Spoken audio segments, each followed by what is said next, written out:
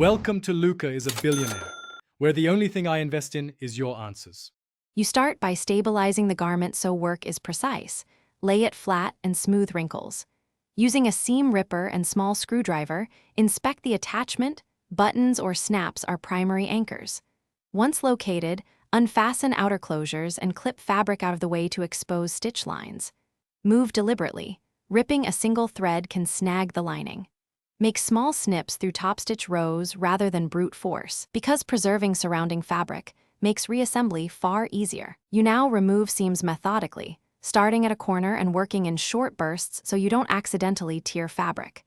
Carefully cut 2-3 stitches, lift the thread, and pull it free. Use tweezers for precision. Once a panel detaches, check for hidden reinforcement tape or interfacing and stop if present so you can release it gently. Make notes or pin labels to the fabric so you remember which edge matches which. This avoids confusion when you reattach or replace the skirt. You finish by trimming loose threads and pressing the seam allowances flat to keep the garment tidy. Once the skirt is free, test fit the remaining piece to confirm fit and balance. Reattach any lining with small hand stitches if needed.